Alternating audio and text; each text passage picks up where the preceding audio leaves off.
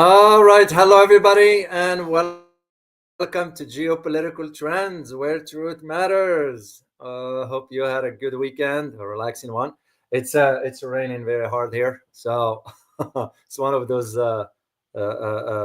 times of where all of a sudden we went from being sunny yesterday to all of a sudden the rain and all that. Anyway, so in case you notice any flickering, whatever, it's weather related. But other than that, I hope you enjoyed your weekend and you are ready to embark on a new week here. So excited to be with you. My topic today for you, I'm going to be covering from a geopolitical aspects, not an economics, but from geopolitical aspects, I'm going to be covering or providing you my own analysis about the recent summit of APEC in Lima, Peru. I know the G20 is on a roll, getting ready to start next few days, I believe. But I'm not going to talk about that. I'm going to be focusing about the APEC. Very, very interesting dynamics. So before I'll do all this, let me just say hi quickly to our wonderful community. Banco C, good to see you. And I read your comment way back. I had to check in on some technical stuff. So that's where I answered your comment there. So good to see you. Timeline Dunkley from New York City. Good to see you as always. Willie Holman, Truth Seeker, Peng Yu, Alice Tarokin, John Smith, good to see you. Here's Harry Cal. Haven't seen you for a while, man. I hope all is well. I know what's going on in Amsterdam. As a matter of fact, I just found out this morning that a Dutch minister, she just resigned this morning based on racism and all that stuff. Carla Mo, good to see you. And where is Hanging G? Good to see you as always. Taiwan still. Here you are. We miss you, man. I haven't seen you for a while also. Wonky C, as always. And who else here? Joro, good to see you. All right, let's me getting into Muslim Revert, as always. Courage Sadiki, good to see you. Jane Juan, good to see you. All right, guys, let's get into our topic. As I mentioned, I'm going to be addressing for you the recent APEC summit we just concluded on Saturday, I believe. So it concluded with some sort of, there is this feel of, you know what, some sort of, the word I'm going to use is détente, la détente, which is a French word also, that many are also worrying about what lies ahead. Where will the global dynamics is going to be moving forward now that Trump is being reelected? And we all know those dynamics about the tariffs and the trade and so forth. So interesting enough is that China proposed to host the upcoming APEC in 2026. I found it very interesting, and I'll tell you why as I move forward in this analysis. Now, here is one thing. First of all, let me ask those questions here. Then I'm going to ask you one specific question. I didn't want to put it here because I did, and I want you to answer that one. So here's the first question: why did China take the center stage? So, and the question that I want you to answer, if you could, just in one word or two, what does the picture reveal? And the picture I'm talking about is this one right here, guys. Oh, I thought I had. No way. I didn't get the picture here. Hold on a second. Yeah, I thought I did have the picture. It's the one I posted in the community. Let me just, for those who did not see it, let me share it with you quickly here, because I need you to answer this one. All right, let me pull up the screen for that. I can't believe I didn't put the picture. I thought I did. So, and I usually check my stuff before I'll come on the air to share this with you here. So, yeah, apparently I put it in the thumbnail. Let me get it quick. Bear with me here, guys. APEC Summit. So, and there should be a picture that most of the news outlets addressed it, but this particular one has something specific about it. Okay, let me see if I could get it here.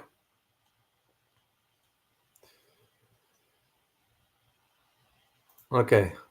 Oh, it's not here. So, oh man, I can't believe I missed this one. Yeah. Anyway, let's move on, guys. And I'll try to find it for you guys later on, and we'll go from there. So, and the third question is, what's the geopolitical message? Because there was one in this particular aspects of why all of a sudden you are noticing, especially this picture did say or did reveal, rather, here. I'm not gonna settle till I get it for you guys. And yeah, I have it right here. Let me get it for you guys. Let me get it. So I'm gonna have to download it from my other location and share it with you here quickly. So okay, save, and all right, here's the picture coming here. Okay, number 5.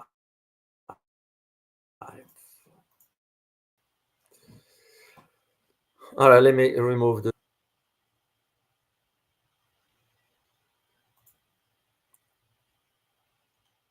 banner. Okay. All right, here's the picture, guys. And I need you, I'm going to make it bigger. I'm going to make it bigger for you to see. So if you could answer this for me based on the question that I asked, and which was the second question, what does the picture reveal?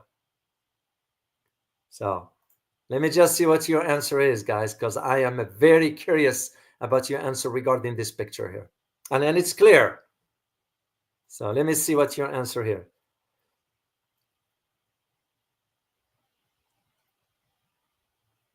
Hi, Don. Good to see you, Don. Don Gilori. So, John Huang, you're right. Where is Biden? Biden doesn't matter. Where is Biden? That is the good one. And where is Biden? He's right here at the back row, second from your right. When you look at the screen, yeah, next to the PM of Thailand. That is correct. So now, when you think of a picture like this, there is a message there, because that's what makes me think about, okay, what makes China take the front and center stage? This is not a coincidence, because you can't be thinking in terms of, oh, it's just the big. No, it has nothing to do with that. And in my opinion, the picture says or sends the message loud and clear. And this is what I'm going to get into the detail of part of my analysis, what I'm going to be talking about to you about. But before I'll delve deeper, let me provide you rather a brief synopsis about what APEC is. What does it stand for? The Asia Pacific Economic Cooperation. That's the name, or short for APEC. It's a regional economic forum that was established. Does anybody know what year it was established? It's not that old, but it was long enough. Let me just see your answer in chat box. Just give me the year if you happen to know. Like I always say, I always like you to be part of the part of the conversation rather. So Alice Talokin, indeed, 1989. That's when it was established, and the whole objective of it was to promote economics. Think of it like ASEAN of sort, except that ASEAN is older than that.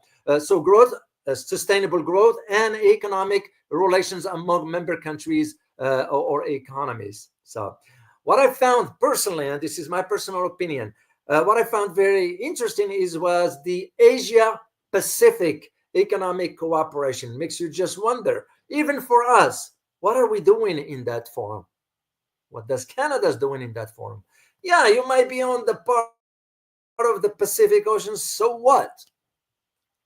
I think our presence in that forum is irrelevant. So, of course, Europeans non-existent there at all. So the idea of APEC was first proposed by none other than, does anybody know who proposed this idea, guys? Which country? It was a former prime minister. Let me see again your input. He was a former, well-known prime minister in this particular country. No, it wasn't Canada. It wasn't Canada, Alistair. Good try. Good try. Bob Hawker. From which country? It's Bob Hawke. From which country? Does anybody know? That's correct. Bob. It was Bob Hawke. Alistair, you got it. Australia. Indeed. He's the one who proposed this back in 1989. Let me just tell you something, just for you to be aware. Australia used to have some decent PMs. Literally. Ones who really understood the ins and outs of the global dynamics. You know, it's just now you are seeing clowns, you are seeing liars like Morrison, like now Albo, and what was his name before him? I forgot his name. The one before Morrison, it was the another one that was just flip-flopping. So basically, the last, if I may use the term, 22 decades or so, you start to see Australia going down. In any event, it was back in 1989 when Bob Hawke is the one who introduced the idea of APEC. So APEC at that time started with about 12 countries. That's all it was. And those were founding members.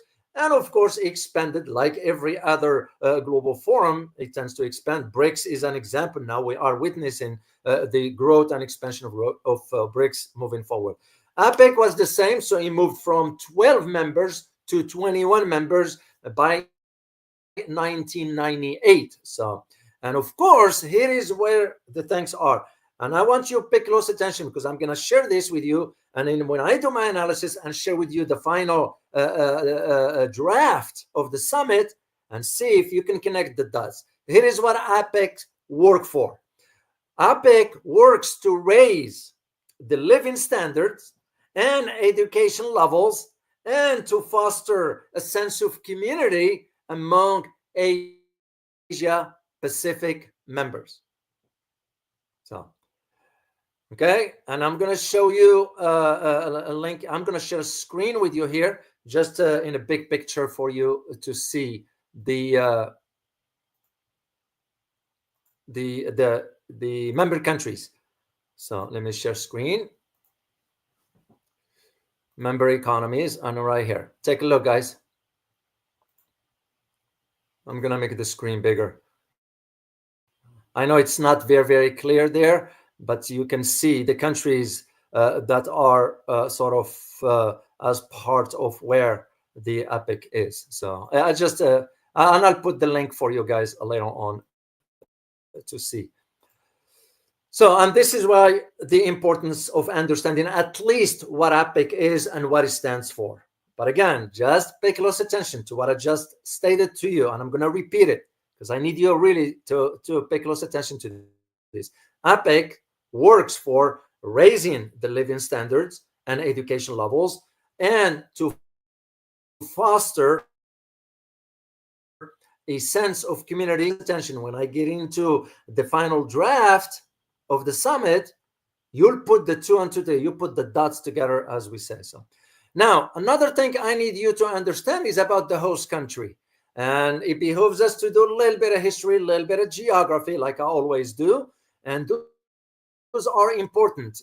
Some of us here in the US are very bad when it comes down to geography and history. It's not a laughing matter, but I don't shy away from saying it. That's why we don't understand the world as we ought to be. So let me share a screen with you about the map, and I give credit to World Atlas regarding this map here. I've always used World Atlas maps, and just to put it in perspective for you. So Peru is a nation located on the western coast of South America. It is situated just to the south of the equator and is geographically positioned both in the western and southern hemispheres of the earth. Peru is bordered by Colombia and Ecuador to the north, by Brazil to the east, by Bolivia to the southeast, and by Chile to the south. It is bounded by the South Pacific Ocean to the west. I remember when I was in Bolivia, I went to La Paz, and I was about to do another trip to the border with Peru, part of my work back then. It didn't materialize. I didn't go. So that's what it was at that time. So I was a little bit familiar with where Peru comes in. And this leads us to address because I'm going to be sharing Lima, of course, is the capital, just for you guys to know. Also, it behooves us to know a little bit about the history of Peru. And I'm going to do a brief one with some images. Those images are black and white. I had to dig into the historical record to pull this out for you guys. And I'll share the links with you later on. So let's start with the pictures here. And I put them in order because I worked on this stuff here yesterday. Yeah, that's why it takes me time, guys, to put this together, just for you to have an accurate assessment of historical facts. So Peru is a land of ancient civilizations that developed more than 10,000 years ago, and including certain areas such as Caral, the oldest city in the Americas. Okay, I have another picture here, and I moved throughout the history or historical record, that is to show you the developments of now this is the Inca Empire, which arose in the 15th century, was the largest, by the way, according to historical records. It was the largest and most powerful in pre-Columbian American, which means prior to the Christopher Columbus arrival here, with a complex administration and culture. That's what it was back then. Then what came after that one? Which, by the way, which European colonial went to this part of the world? Let me see in the chat box if you can. You should know this one because it's well known, is documented.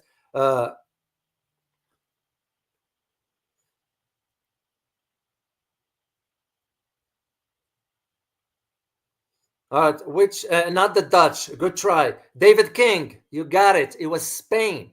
It was the Spaniard colonialism which took a lot. Even in Mexico, you all remember the history of that part. So let me share the picture with you here about the arrival of the Spanish conquest, which was, by the way, in which century, in your opinion, in which century? You all should know or be familiar with this. And again, this is just to have you part of the conversation. Which century the Spaniard colonialism expanded into that part of the world in Latin America? Just give me the number.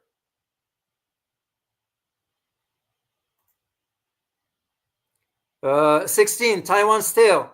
You got it. It was in the 16th century, that is correct, which ended the Inca rule and brought colonial domination, exploitation, and diseases that decimated the native population. Yeah, all this took place. So let me move to the next one. Next picture is right here, guys. And they are just black and white. That's what I found in the historical record. So Peru declared independence from Spain in 1821 after a long and bloody struggle led by Jose de Santa Martin and Simon Bolivar. Those are considered the liberators in Spanish, pronounced it, of South America. It wasn't just Peru, of South America. So then the next one came in when Peru faced economic and political challenges in the 19th century. You all know the 19th century and the 20th century. What took place around that era? You know, you're looking at the war in the Pacific, social reforms, the military coups, and of course was certain faction or internal fighting between tribes and so forth. But one of the key out of all this also cannot be ignored is the U.S. role in Latin America. After all, we supported the coups and conducted some atrocities in that. I document that in my, I think the last book in the when I talked about Russia. Yeah, I documented that one to highlight the idea of. I think I documented in this book when I talked about the U.S. involvement in fomenting more tensions and so forth in Latin America.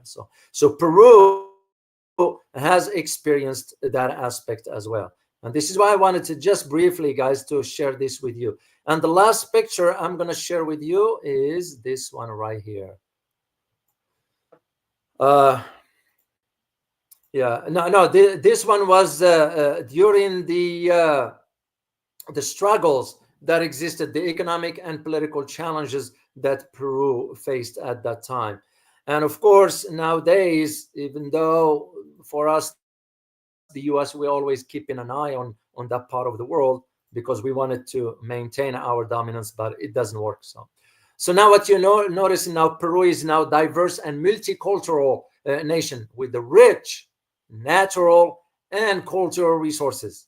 And it is a growing economy according to some economists. So you can just see why sometimes you notice certain tensions all of a sudden are raised in that part of the world. To me, it's just like surprising. Well, it was none other than when a comment was made in Washington about how the United States is upset now with China inaugurating the port of Chang'e in Peru because it was that China encroaching on America's backyard. That's an insult, first of all, to Latin America. Latin America is no America's backyard. Those are sovereign states. Who gives us the right to even call it our backyard? It's not our backyard. Here is the deal, guys. And I remember, if I am not mistaken, I remember Warwick Powell mentioned this one, that the US was offered the opportunity to invest in that port, and they turned it down. So what did China end up doing? They said, sure, we'll take it, we'll invest in it, we'll work it up, and here it is now. They inaugurated the new port, which I will talk about as I move forward in this conversation. Now, the last thing I will mention in general term about the history is the president of Peru, Presidente del Peru, officially called the constitutional president of the Republic of Peru. Now, the first president of Peru was none other than Jose de la Riva Agüero. That was back then. The current president, and I have a picture of her, is Presidenta, that's how they called it in Spanish, Presidenta Dina Boluarte. So President Dina Boluarte, or you pronounce it in the Spanish pronunciation, Boluarte. So this is a picture of her with President Xi during the photo op that they took and so forth, with the translator present here. So, because remember, they inaugurated the port. So that's what's important. And of course, Dina Boluarte succeeded Pedro Castillo. She took over from him back in December 2022. That's my son. All right, let's get into my own analysis about, and as I said, I'm not going to talk much economics here. I'm going to focus on the geopolitical aspect, and I'm going to highlight to you 4 countries. That's it. That's all I'm going to do. To highlight to you who President Xi met with and why. Okay. I saw a super sticker earlier. I didn't get to it, so I'm going to go to it right now. And it's Fred Ball. Thank you so much, Fred Ball, for your super sticker. I hope you are doing fine. It will be interesting to hear you cover the geopolitical situation of Morocco. The king is a dictator. I will address this one from which aspects. Yeah, there are some issues going on in Morocco as well. It's no different than others. And as a matter of fact, Morocco did turn an offer by China. Yeah, they turn an offer by China to develop the city of Tangier. Because, it's not a secret. Morocco is under the thumb of the US.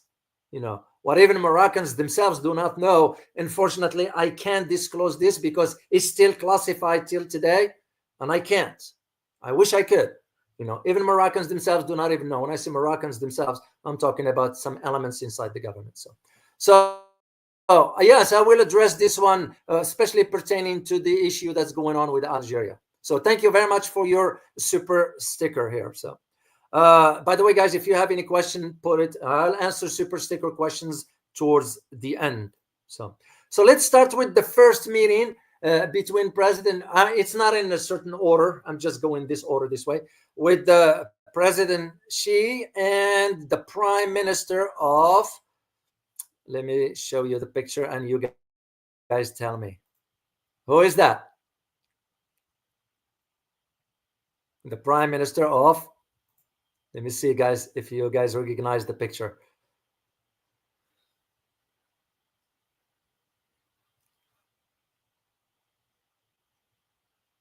Of Thailand, Alistair Loken, that is correct. And this is the meeting that took place between President Xi and the Thai Prime Minister Patentongran Shinawatra. Remember, she's the daughter of the former Shinawatra, was involved, I think, in some corruption or something. Funny, the interesting history of Thailand.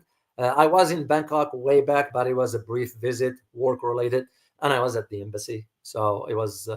but it was nice to visit. So now let's put all that aside and think about the geopolitical aspects to why she granted an audience to the Prime Minister of Thailand. Well, of course, if you have to think about the relationship between China and Thailand, you're going to have to go back to November 2022. So why is this important? It's because when President Xi stated during his visit back then in November that Thailand and China have reached like a major consensus with the Thai side regarding what? This is the building of the China-Thailand community with a shared future. That included the infrastructure aspect. And this is where President Xi reiterated during this meeting with the Prime Minister of Thailand that he is content to see the outcome of that particular visit has been implemented, because you all know the infrastructure that's going on right now that China is contributing to Thailand, and the particular infrastructure that's going to facilitate now the movement of goods and so forth between not only Thailand and China, but you include Cambodia, you include Vietnam, and you can just see where the dynamics are. You take this into one hand, and you see the tensions that's going on in Philippines by enacting the maritime, which I had the conversation with Anna Mandog, so she explained all this to us. It's very, very interesting and fascinating. And this is why I want you to get the geopolitical angle of a summit like this. I know a summit is all about economics, but nonetheless, he cannot escape the geopolitical changes that's taking place on the global stage. So, and this is why China once again mentioned through Xi communication they had that China is willing to work with Thailand to promote historical Sino-Thai friendship, strengthening the alignments of development strategies, deepen exchanges on governance experience, and advance mutually beneficial the cooperations between the two. This is not about just Thailand. This is about the rest of the region. Choice is clear, because we are entering into a different phase, especially by the time Trump is inaugurated. And as I always say, a lot can happen between now and January 20th. But rest assured, and I guarantee you this, that U.S. policy towards Asia is going to be shifted when you consider who the key positions in the Secretary of Defense, the Secretary of State, the National Security, and also the one that's going to be dealing with the trade or the labor secretary and so forth. So what China is doing is being proactive, strategically speaking, in setting the ducks on the row as far as countries to understand. This is what Philippines is not getting. And I know some of you, not you here, but whomever, I read all the comments, believe it or not. And I'm not saying they shouldn't voice their concern. Like one comment once said when I had Anna, and I'm not speaking for Anna here. She is qualified to answer for herself. All I'm saying is that some of the comments were saying, oh, she is pro Duterte. Well, hold on a second. Tell me the difference that was, and ask any Filipino to tell you the truth when Duterte went ahead and took care of the drug problems inside the Philippines. Yeah, it might be the methodology by which he went about it, but that's what's appropriate in that country. And he wants to clean the streets. Would you blame him for that? Look for us here. Can we have something like that? I don't think so. But look what the social problems that is creating. But on the other hand, if you think about what happened in, for example, Southern California back in the 70s, who introduced the drugs into the communities, especially the African American communities over there.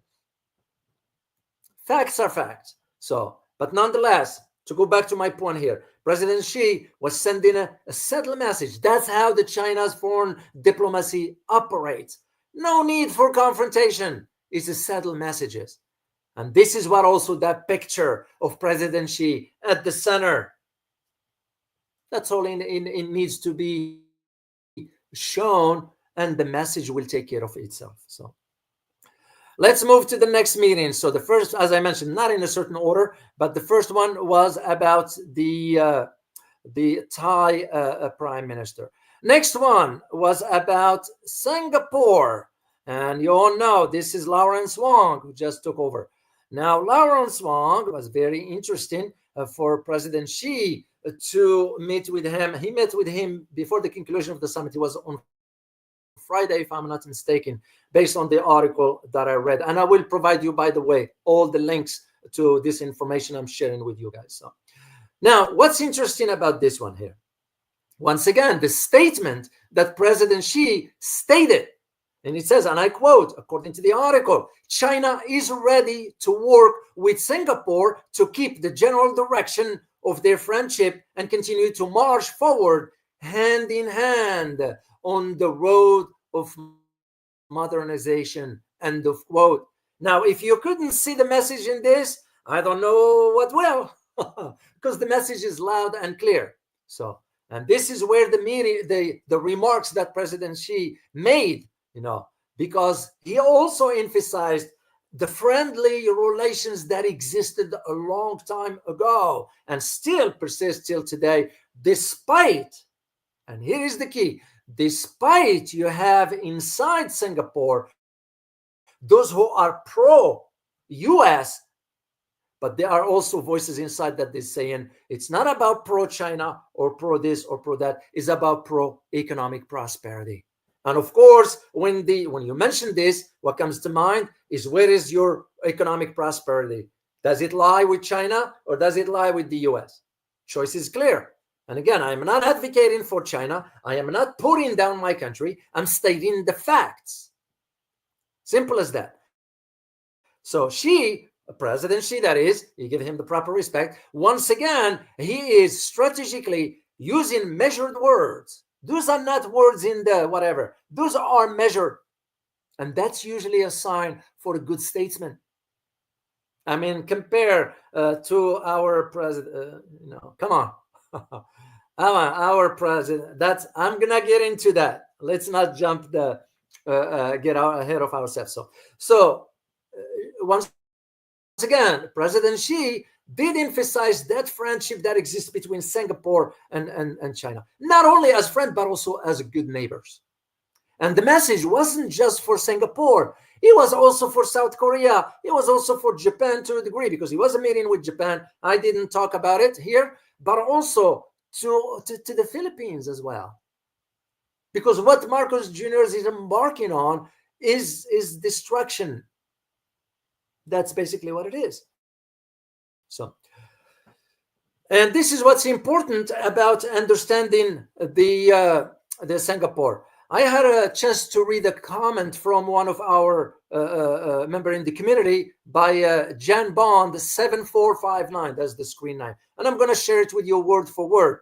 I'm assuming I have the permission here. I didn't get but since it was posted on the community, I wanted to share it with you. Here's what he wrote, and I quote: Dr. O, on both sides of the Straits of Malacca, Indonesia, Malaysia, and Singapore are found millions of ethnic Chinese and also another few million Chinese working people doing businesses and students. 3% of Indonesia's 280 million are ethnic Chinese. And please, guys, confirm the stats if you could in the chat box. I'm not doubting. I'm just saying, please, just to confirm for whomever knows the information. 20% of Malaysia's 36 million citizens are ethnic Chinese too. 75% of Singaporeans are ethnic Chinese as well. Majority of them would support China if a war breaks out between the US and China, or even World War III for that matter. And to that end, the almost 300 million Muslims in Indonesia, Malaysia, Singapore, and Thailand who thought are not pro-China, they are certainly anti-American. Though Singapore authorities may be that's the key word, may be pro-US, but the majority of its Chinese and Muslims will definitely be on China's side in case of a war scenario, or World War III scenario, at least around the Strait of Malacca. End of quote. I can just see the importance for why President Xi will go ahead with meeting with Lawrence Wong, because again, a subtle message. We are not, this is China's time, me thinking outside the box, me thinking China's talking. We are not going to force you to side with us against the US. We are just highlighting to you where the economic prosperity is, what lies ahead, because we are today very different than what we were 20 years ago, 30, 40, or what have you. That's my thinking from a geopolitical aspect of it. So, and once again, I need to say thank you to Jan Bond 7459 for sharing that information with us. Now, who's next? Next in line is, it's not a lot, but you will recognize this quickly.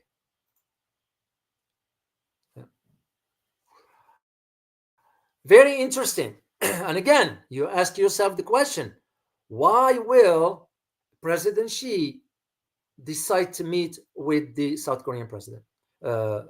Y'all saw. That's his name, right? Yeah. South Korea. Yeah. Yoon Suk Yeol. My apologies if I mispronounce it. So now what's important about this one again?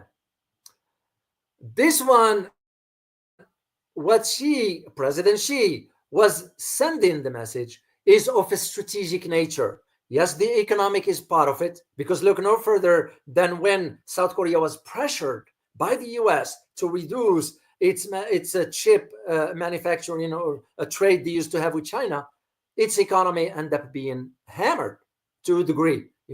Samsung was kind of like, what the heck, because most of Samsung profits, where does it come from?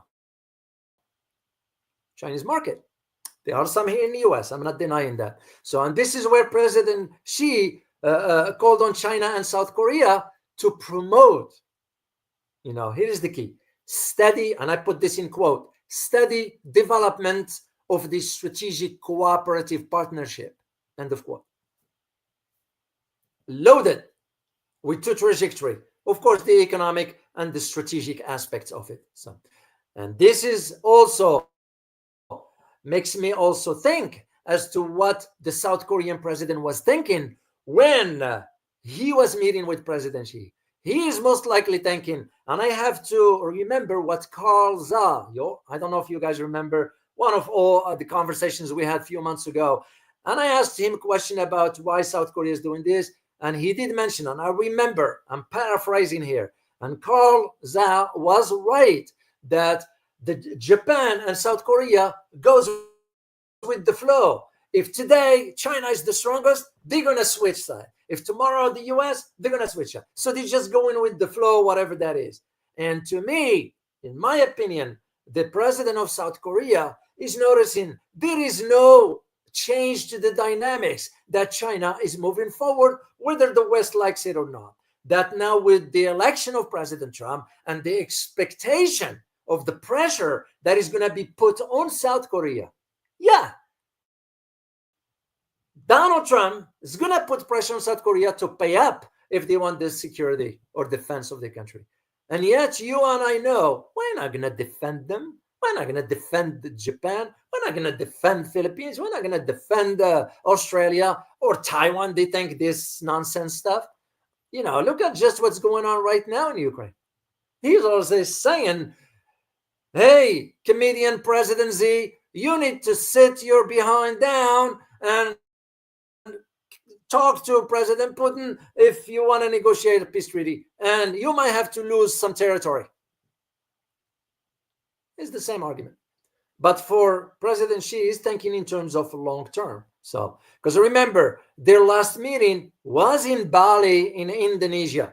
So, and that's when also the thinking started to roll as to how much we pressured South Korea. Yeah. Because we never wanted the bilateral relations between South Korea and China to strengthen. As a matter of fact, we don't want any Asian nation to do that. Well, it's wishful thinking, because you think about, except for the likes of Philippines, and even for me personally, I am questioning Singapore. You know, South Korea, of course, it's gone. Japan is gone and all that. But I'm talking about you think about Malaysia, you think about Indonesia, you think about Thailand, Cambodia, Vietnam. No, they are reversing course because they are seeing the economic prosperity that's gonna sort of emerge from going with China on an economic aspect of it. Philippines could benefit from that if they only use some common sense. But again, the Filipino people will have to make that decision regarding their country. So. Now, here is the thing, where those changes are. It's just the changes, the geopolitical changes that's taking place, not only in that part of the world, Asia, that is, but the rest of the world, but we're going to focus on the Asia realm, or the Asia theater, that is. You know, and of course, in my thinking again, it's because President Xi is thinking a little ahead, not a little, far ahead, which is part of the Chinese history. If you go back, they never think about the next quarter or the next year or next 5. They think in a long term. So that's, to me, what I'm seeing this. Of course, President Xi is already planning as to how he's going to be dealing with Donald Trump once he is officially a president of the United States. But a second thing, there are also those little nuances, like, for example, NATO thinking about expanding in Asia. So, and two, President Xi will be thinking ahead. You know, how about if I talk some sense to South Korea? Maybe I'll talk some sense to Japan, but nah, I don't think so.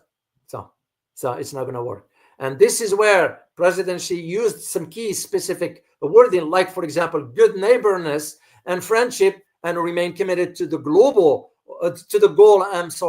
of mutual benefit and win-win cooperation. End of quote. This is exactly what President Xi stated.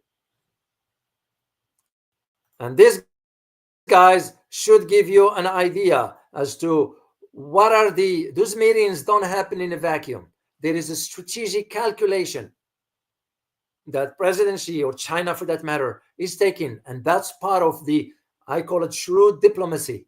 That's a strategic thinking. This is not reacting emotionally. No, you don't do that. You know, a smart leader won't react emotionally. No, it's disaster. This is why we don't have smart leaders. Next one is none other than the Chilean president, Gabriel Boric.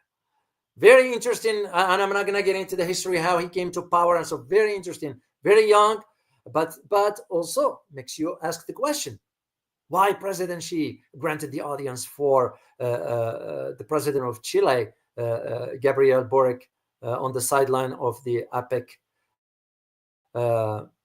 economic summit. So very, very, very interesting. And this one also you have to think in terms of economics and strategic partnership, that is. Now, with the opening of the port in Peru, which is going to facilitate now so many things, that means now what? That means it strengthens now the role of the BRI in that part of the world, whether the US likes it or not, because the US always argue, well, it's our backyard. Hold on a second. That's an insult to Latin American sovereign states, and that is the idea of, you have to think strategically. Chile, I wish I had the map of Chile. It won't show up. Actually, yeah, it might show up here. Briefly, let me share once again the screen. I kept the map here on the screen, but it's not in detail, and I'm just gonna scroll it all the way up. See where Chile is? So this is La Paz of Bolivia, and this is Lima of Peru, and and that's when you look at what China is thinking about is the strategic, because Chile, the access to the Pacific, it's going to facilitate all this, and that's the importance of it. So in my opinion, those meetings didn't. It has a calculation. Even the meeting with Uncle Joe, he's a disaster. I don't shy away from saying it. Yeah, it's a disaster. You all know what he just did, right? And I know it's not him. He doesn't know day from night. Sorry to say it. Now they gave the green light to Ukraine to strike using US missiles inside Russia. If I were advising the Russian president, I'll advise him with one thing. You all know what it is. I'm not going to say it here. You give a warning to the civilians to evac and take care of the rest. You know what it means? Yeah, that's it. It's because what Biden is thinking, it's pathetic. Want to cause a war before the next president inaugurates? Doesn't matter. You're like Trump or not. It's irrelevant. It's the idea of why you're dragging our country into the destruction, complete destruction that is. Do you think we will be safe? We will not. And this is what I'm saying. If ever Ukraine launched something inside Russia, Russian President Vladimir Putin shouldn't think twice about it. Give a warning the first day let the civilians to evac and take care of the rest. I never advocate for stuff like that. That's not me. But sometimes that's what's need to be done. End it for all, once for all. But anyway, let's talk about this meeting here. Well, of course, to Biden wanted to have that photo up with President Xi. Well, President Xi, of course, is going to see why not. The guy is leaving. He might not even make it till the end of next year, or maybe the end of this year. But nonetheless, it has no value whatsoever except for a photo op. No more, no less. Even the idea, I took a look. I did a readout on the meeting that took place. Look at the idiots here. This is the first one on the left here. That's Nicholas Burns. That's the ambassador to China. Wasn't even qualified for the position. Don't confuse him with William Burns, the three-letter agency director, which, by the way, I got a word that he might be tapped into that for ambassadorship to China. Won't work. Get some people who have some knowledge, who possess some depth. Appointing amateurs, it's going to lead nowhere. That's part of our problem. Has always been our problem. So then you got next to him, that's Tony. Then the Uncle Joe, President Biden. Then the Secretary, National Security Advisor, Jake Sullivan. All this, they're not qualified. They're not even qualified to sit there. What are they talking about? And you look at even the Chinese counterpart, they're like, whatever. Yeah. It's I think it was just a photo op. But on the other hand, China also wanted to send the message in a subtle way through Biden by saying, yeah, Doesn't matter. We'll meet with whomever. We'll work with whomever. So, and as a matter of fact, it's exactly what President Xi did when he stated, and I quote, President Xi emphasized the importance of the US and China maintaining, and I put in quote, mutual respect. Because here's the thing. President Xi didn't say anything about cooperation, didn't say anything about investments, didn't say anything. Just compare the language with the Prime Minister of Thailand, Singapore, South Korea, and or even Chile, and the one with the US. And I'll post the links for you guys to read. That is where the difference, mutual respect. That's all needs to be said. And that's his subtle way, meaning President Xi giving a nod for the election of President-elect Donald Trump. In diplomacy, guys, in geopolitics, that's how it works. Messages have to be well-crafted and settled. So what I found very disturbing, it's the I had a chance to get my hand on the White House readout that was published, and I'll put the link for you guys. As a matter of fact, I am gonna share it with you on a screen, and I'll post it for you, which was posted at the same time. I just shook my head when I read it, and I'm gonna only share one particular paragraph for you guys to see the language of it. It's most Americans won't even read this. They're not even aware of it. You know, that's why you have me here, guys, especially for my American audience. So filter facts from fiction, truth from lies. Maybe this is why they are not letting this channel to grow, right? But with your help, that's how we're gonna make it.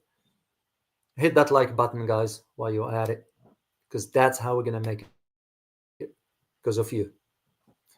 Let me share the screen with you right there. And I'm gonna move directly to the second paragraph, and I'll post this for you. I'm gonna read it for you word for word, just short here. President Biden underscored, and I quote, President Biden underscored that U.S. investments in sources of strength at home and alignment with partners and allies around the world have been central to his administration's foreign policy approach. He welcomed the effort to maintain open channels of communication with the PRC to manage competition responsibly and prevent it from veering into conflict or confrontation. End of quote. You know, it's laughable. It is laughable. And it's pathetic. All this flowery language has no meaning whatsoever. It's empty of substance. This is what I call bravado and empty rhetoric. That's what it is. Because an average citizen here, first of all, will not read this stuff. They are not qualified to even read this stuff. No offense, I'm not putting anybody down. I'm stating the facts. Okay?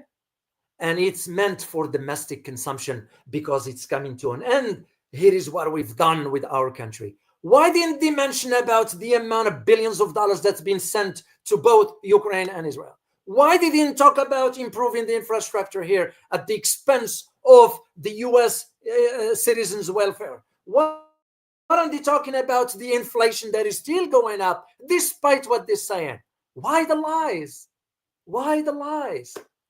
Why state the facts? And that's what I'm saying. The meeting itself, oh, not this one, I'm sorry. It was nothing but just a photo op. No more, no less. That's what I want you guys to get out of this one. Now, the next one comes the final communique. Now, here's the thing. Here's what's surprising. You know what's surprising? There was no final communique because an agreement has not been reached, consensus. And this is what I told you guys. Pay attention to what I stated at the beginning of the live stream. Remember that sentence? I'm going to share something with you here. And you put the dots together and you'll reach your own conclusion. Now, I had a chance to read, because that's how I find out things. Read an article let me see what I get it here. I gotta get the name of the individual. Because you give credit where credit is due. By Philip Kure. He's the political editor and I put the link for you guys later on. So, well, I kind of liked the flow of his article, but again, he did put some key points that deserves more debate to clarify it to an average citizen.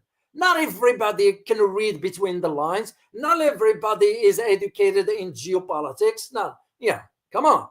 So when you write, you're going to have to ensure that your average citizen who might be interested in this will be able to understand that. If you keep your high horse with this academia terminology and so forth, you're going to lose all that. So this is where my disagreement with the author is on certain aspect. But let me share something with you that I found very interesting, and I can see why the author mentioned it, and I agree with him. Here is the thing. Although APEC, the Asia-Pacific Economic Cooperation, APEC is an economic summit, Australia and others, the United States included, argued the conflicts, meaning what's going on in Ukraine, were having a direct effect on the global economy. Hold on a second. Who caused that? Let's just start with that first. In a separate statement released at the conclusion of the APEC, it's not a final communiqué. Keep that in mind. On Sunday, the summit chair acknowledged the push by Australia and others in the context of the 31st APEC economic leaders meeting that took place in Lima. Some economies expressed their views on Russia and Ukraine and the situation in Gaza. Some economies, funny, to me was like, well, wait a minute, author. If you're going to do this, you don't see some economies, you put the name of the countries, if you happen to know.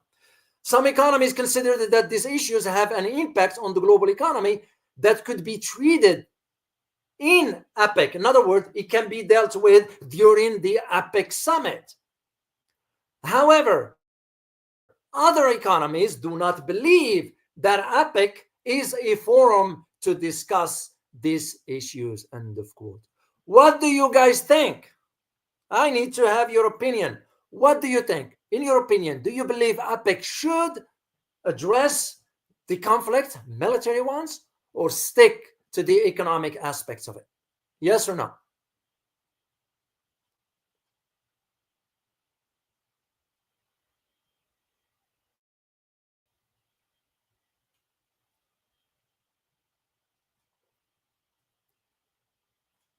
And I'm just scrolling down here, guys, to see what your answer is.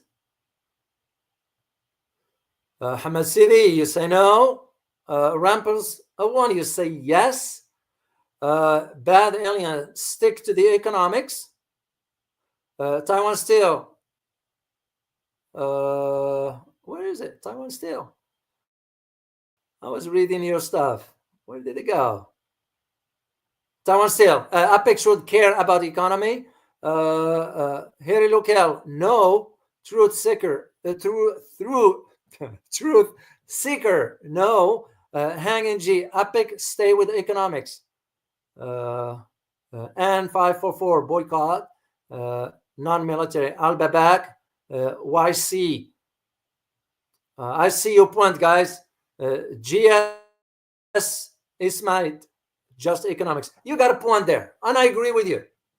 Stick to the economics. And this is why, if you notice the conversation presidency with the others regarding the economic trajectory, it wasn't stated openly, but that's what strategic thinking is all about, But that's why the author, I wish he would have elaborated more on this. Will make the article perfect. Nonetheless, I still enjoyed reading his article, and I will recommend it.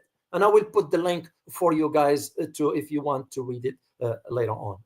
So this is what I found very, very interesting. Now, of course, the attention now it's on Brazil for the G20, which we all know these forums now. And it becomes very, very, I am even thinking of one bigger question. And the bigger question is, will the globalized world be there without the US? That's what I see coming. Globalized world without the US. The possibility is there, given what lies ahead. So, anyway, we are on the hour specifically, guys. Please, please, please hit the like button and share this video. Remember, I need to reach that 100,000 soon. And if you can help me out, just share this video with others. I will be very, very grateful to you for that. For those who wants to support the channel, you all know I don't have financial backers for the channels here. And I will be very grateful for your support. Remember, that's what I do now. That's what I wanted to do. So I would appreciate it if you could support the channel. So if you are interested in reading my work, there are some books there. I'm going to upload the next book about Russia soon and just go from there. Speaking of Russia, I might be doing a topic for you in the next few days. I'm checking on some information and I'll just go from there. So. All right, let me see if there are any super sticker questions. Oh, thank you so much for your super sticker, man. Truly appreciate you. Truly appreciate you. And once again, Fred Ball, appreciate your super sticker. So guys, yeah, your support means a lot to me, and I'm going to be working on some other dynamics as to where, including my next year Asia trip. I am going back to Asia, different locations. You will know in due time, and of course, if there is a support from you, I'm going to do it. If there is none, I'm not. Straightforward. I am trying to figure out the locations. Yeah, I'll talk details as I move forward. So I'm very grateful for your support for that. So Francis Tango, thanks, Dr. O. Please, about UFOs. Speaking of UFOs, do you know there was a hearing in Congress about UFOs? Yeah. So yeah, I might reached out to someone I don't know him personally. I know of him. He knows a great deal about this. I was trying to get the address for Dr. Stephen Greer, to no avail. But so yeah, I'll figure it out, Francis Tango. I will do that. So, but thank you, Francis, for your continued support. I'm very grateful to you for that. So, Hiri Local, I can't thank you enough, man. You know, you've really been an avid supporter throughout this past years since I started. So I'm very, very grateful to you. And I promise you, the day I make it to Holland, which is going to be in the plan, I will give you a heads up. And I'd like to, it will be my turn to take you for a cup of coffee if we could arrange for it.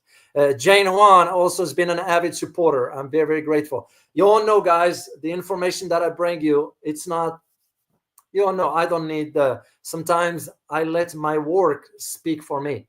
I don't have, a $5 million budget for marketing and all that. I don't have that kind of money, and I don't have access to those investors and so forth. It's just me and you. It's just us. That's it. So your support goes a long way, and it means a lot to me. I want you just to know that it's not taken for granted. Never was. I just want you to know that. So thank you very much once again, Fred. Thank you very much, and I will address that topic in due time. FU, thank you so much for your super sticker. Francis Tango, once again, I can't thank you enough for your continued support. Hiri Lukel, the same way, man. Greatly appreciative of you, man. Jane Juan, thank you so much for your super sticker. Oh, here you are again. Once again, FU, thank you so much.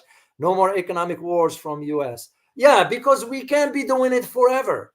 This is what bothered me about reading that White House readout, because it's a lie. I live here. I go to the grocery stores. I go to whatever I need to buy and so forth. And I see the prices. I see in the streets. I drive. I walk. I talk to people.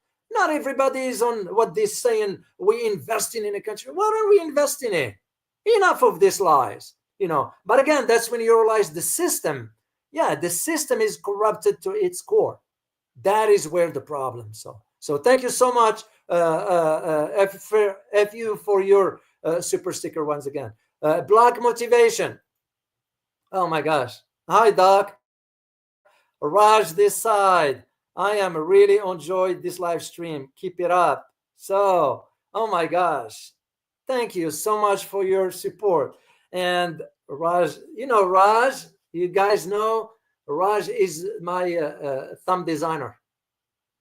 A very, very hardworking guy. I wish I have the means to turn his life around, because that's what's important in life, guys. That's what is important. It's not what you just take or get. It's what you give also to others. Life doesn't center around us, just us. Hell with no. This is one of the example. It is. Raj with limited income per se, and yet put in super sticker. Thank you so much, Raj. Truly, or Black motivation. I appreciate you for that. And to me, that's what life is all about. We're just passing through. Literally, what the fuss about money and all this and all that? Yeah, you want to live comfortably and so forth. But when you look at, other people might not even have a meal a day. So we should be grateful and thankful and give a helping hand when we can. I am against, if any of you, for example, wants to support channel by going out of your way. No. I will not be content if I ever find out that you are going out of your way to do this. No, by no means. Your kind word sometimes is enough. And a kind word can go a long way. I still remember some stranger just talked kindly to me. Still remember till today. So that's what I'm saying, guys. You don't go out of your way. If you can support the channel, that's great. If you can't, no worries. So TNT, my gosh, another one. If you only know, TNT has been with me since the beginning of the other channel as well. And TNT has been an avid supporter behind the scenes. Quiet. There are some of you do not, quiet. TNT, thank you so much. Keep up your hard work, Dr. Dave. I will, because that's my promise to you guys, because that's what I promised to do. I decided to give up on teaching here to do this. And I work for a living. I am not a millionaire. If you know my background and where I came from as far as family status and all that, I gave all that up. I gave it up. Why? Because I wanted to build something that I did myself. This way I don't owe it to anybody. Or I'm the one who paid for your schooling. I'm the one. Everything I did, I paid for it myself through hard work. I worked. I used to put in 65 to 70 hours a week sometimes when I was going to college back then. Why? Because I believed in what I was doing as far as wanted to improve myself intellectually. And now I'm in a position to give back. You gain that knowledge. What for? And that's exactly what I'm doing. So TNT, I can't thank you enough, man. Truly appreciate you. So all of you guys, no exception, all of you, I'm very grateful for our community. And this is why I get a little bit sometimes, if somebody tries to insult our community or just talk a little bit down, I will not have it. I will not have it, because it's my responsibility to protect this community. And I will do my best. So to all of you, I wish you guys a good evening, whatever part of the world you're in. And I look forward to seeing you again. As soon as I get off here, I'll be working on the next topic for you. And I'm going to reach out back to Einar Tangen. I know it was a miscommunication. He will be back here with Warwick Pao. So I'm going to have them both, because I want them here also as well. So, all right, guys, wishing you a good evening, good morning, good afternoon, whatever you're part of the world. And I look forward to seeing you next time. As always, remember, geopolitics impact your daily life in more ways than one. Till next time, guys. Bye-bye.